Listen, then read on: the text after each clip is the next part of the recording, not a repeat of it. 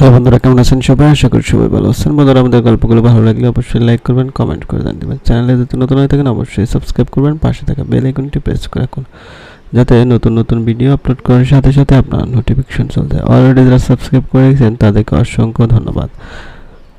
আর এই গল্পগুলো পড়ার সময় অবশ্যই সাউন্ড অফ করে নিন, কারণ গল্পের সাথে কথা বলা কোনো মিল পাবে না। কষ্টটা কথা বলার জন্য সময়ের নয়, ইচ্ছার প্রয়োজন হয়।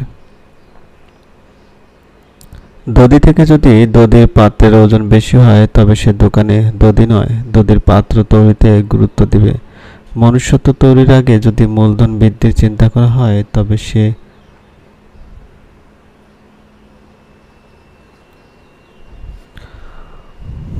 জীবনের দুঃখজনক বিষয়টি হলো আমরা বুড়ো হই তাড়াতাড়ি, কিন্তু অভিজ্ঞ হই দেরিতে। যে তোমায় পাত্তা দেয় না তাকে পাত্তা দেওয়ার কোনো দরকার নেই, কারণ সবসময় এটা জানবে যে তুমি তোমার কাছে সেরা। বর্তমান বাস্তবতা রাজপ্রাসাদের মতো বড় বড় বাড়ি অথচ পরিবার ছোট, ব্যাংক ব্যালেন্স প্রচুর কিন্তু মনে শান্তি নেই, ঝুড়ি ভরা ডিগ্রি অথচ সাধারণ জ্ঞানের অভাব, হাতে দামি ঘড়ি অথচ সময়ের অভাব, প্রচুর ফেসবুক বন্ধু কিন্তু বিপদে খোঁজ নেওয়ার কেউ নেই। জীবনের গল্প নিয়ে নাটক সাজানো যায়, কিন্তু নাটকের গল্প দিয়ে জীবন সাজানো সম্ভব নয়। ধনী আর গরিবের মধ্যে একটি পার্থক্য, ধনীরা খাবার হজমের জন্য দৌড়ায় আর গরিবেরা খাবার জোগানোর জন্য দৌড়ায়। রাগকে মনে জায়গা দিলে সম্পর্ক নষ্ট হয়, অভিমানকে মনে পুষে রাখলে মনুষ্যত্বের সৃষ্টি হয়, কিন্তু সব বলে ক্ষমা করে দিলে প্রতিটি সম্পর্ক স্থায়ী হয়। যা তুমি দেখাও তার থেকে বেশি তোমার থাকা উচিত, যা তুমি জানো তার তুলনায়। উপদেশ শুধু কান দিয়ে নয়, মন দিয়েও শুনতে হয়।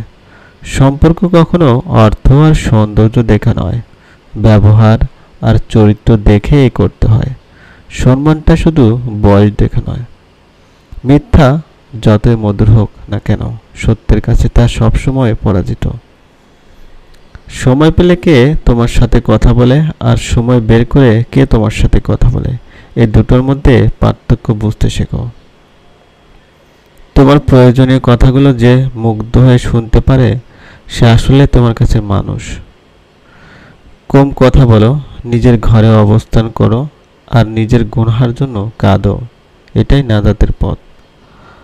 একজন ব্যক্তি কালাম স্যারকে জিজ্ঞেস করলেন, স্যার, জীবনের সবচেয়ে সহজ এবং সবচেয়ে কঠিন কাজ কি? তিনি উত্তর দিলেন, ভুল।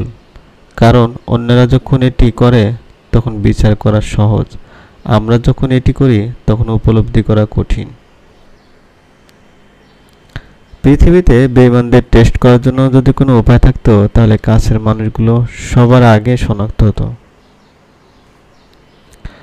মিথ্যাবাদীতে আশ্চর্য কিছু গুণ থাকে, এরা হাসতে হাসতেও মিথ্যা বলে, কাঁদতে কাঁদতেও মিথ্যা বলে, আগুন ছুঁয়েও মিথ্যা বলে, পানি ছুঁয়েও মিথ্যা বলে, এমনকি মানুষ হয়ে মানুষ ছুঁয়েও মিথ্যা বলতে পারে।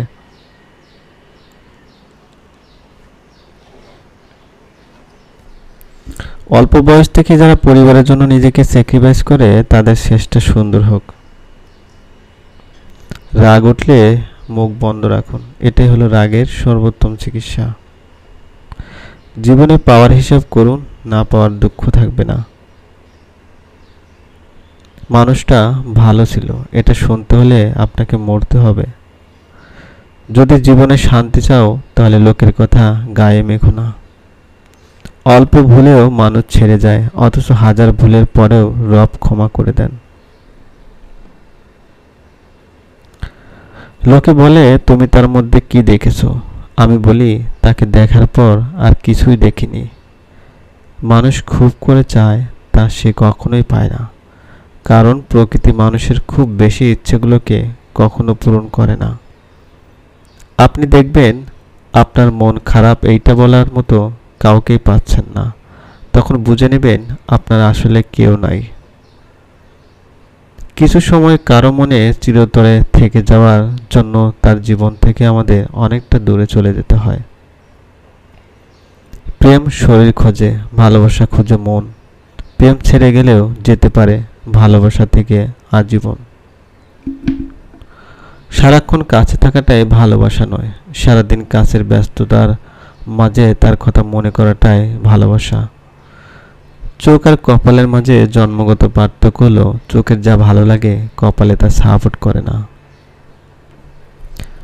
তুমি একবারই বাঁচবে, কিন্তু যদি ঠিকভাবে বাঁচো একবারই যথেষ্ট। দেওয়ালে পিঠ থেকে যায় তখনই যখন আশ্বাস দেওয়া মানুষগুলো পিছু টান নিয়ে নেয়। কেমন করে বুঝবো কে সুখে আছে আর কে দুঃখে আছে? বর্তমানে মিথ্যে হাসি আর মিথ্যে কান্নায় পৃথিবীটা ভরে গেছে। সত্য কথা সবসময় তেতোই হয়, সে আপন হোক বা পর। মুখের উপর সত্য কথা বলে দিন, দেখবেন আত্মীয় বা বন্ধু বান্ধব অনেকটাই কমে যাবে। জীবনে যদি ভালো থাকতে চাও, জীবনে যদি শিক্ষা যদি মানুষের দরজা হয় আচরণ, তাহলে সেই দরজার চাবি।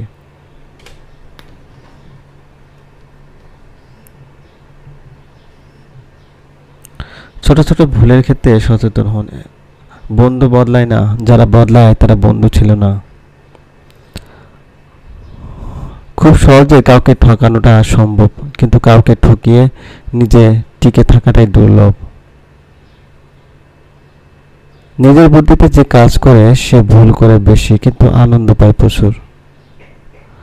তোমার ধৈর্য ধরার ক্ষমতা যত বেশি, তোমার সমস্যার সমাধানের উপায় তত বেশি। চাল পুরনো হলে তা ভাতে পারে, আর সম্পর্ক পুরনো হলে ভালোবাসা নয়, বাড়ে অবহেলা। কাউকে ঠকাতে না পারা মানুষগুলো জীবনে ঠকে বেশি।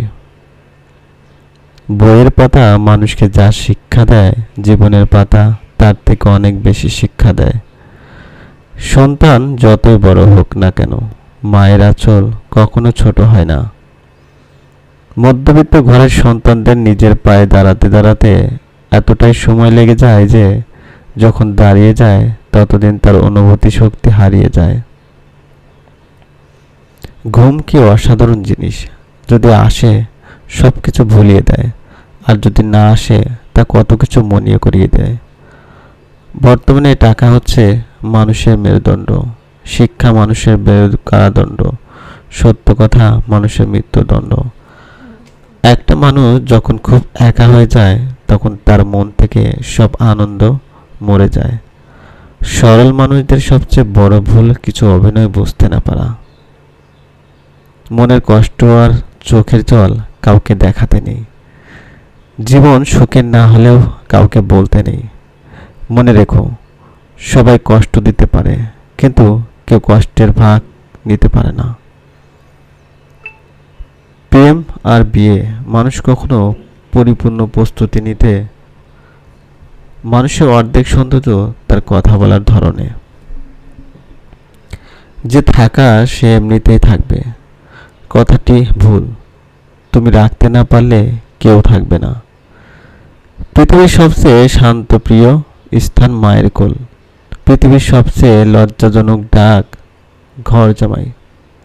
পৃথিবীর সবচেয়ে সুন্দর দৃশ্য শিশুর হাসি। পৃথিবীর সবচেয়ে বড় কষ্ট ব্যাধি। পৃথিবীর সবচেয়ে মধুর সম্পর্ক বন্ধুত্ব।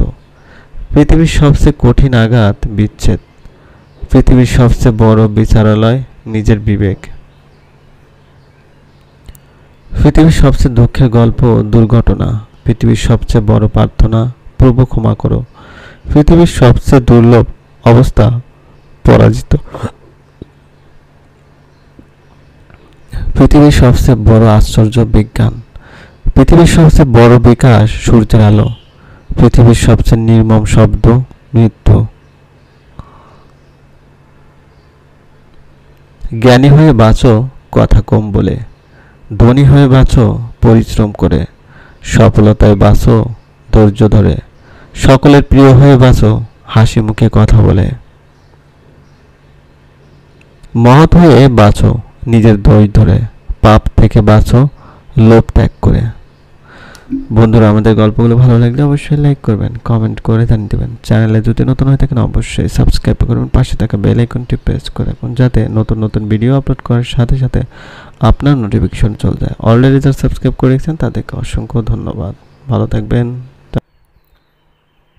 দৃষ্টি সরালাম, রোদে কিছু বললেন না, হয়তো অনুভব করতে পারলেন আমার অবস্থাটা।